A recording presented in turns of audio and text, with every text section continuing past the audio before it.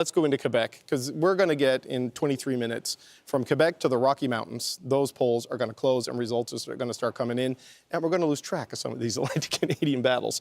Quebec, 78 seats in that riding. This is what it looked like last time, right? It is this blue, that is Bloc Québécois blue, not Conservative blue. But let's go to the Greater Montreal area. This is the key battleground for the Liberals.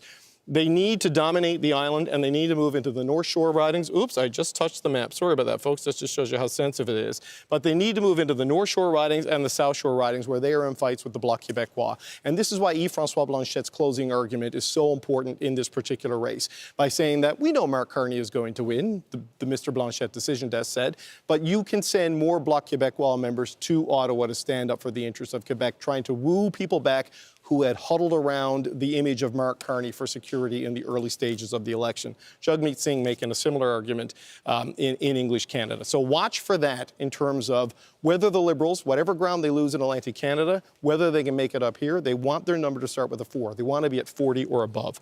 Then we're going to get into Ontario, which is the key province in this election campaign because it has 122 seats. That's Newfoundland and Labrador, PEI, the North, BC, Alberta, Saskatchewan, and Manitoba combined, all in one. For the Conservatives to win here, they have got to storm the doors of the 905, which, as you can see, all around Toronto is red seat after red seat after red seat, except in Toronto-St. Paul's, where Don Stewart won that by-election last year that really started to catalyze a series of movements that got us to an election with Marc Carney as the Liberal leader. You need to see all of this turn blue tonight, or a lot of this turn blue tonight, and a lot of this turn blue tonight. If the Conservatives are going to continue the trend they may be starting in Atlantic Canada, the Liberals need that to hold.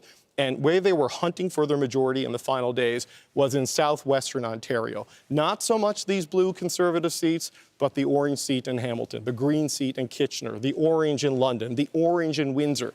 This part of Canada is where the election story and the Trump story intersect at scale, because it is the home of the auto sector and the manufacturing sector. It is the most vulnerable part of the country to the trade threat presented by Donald Trump.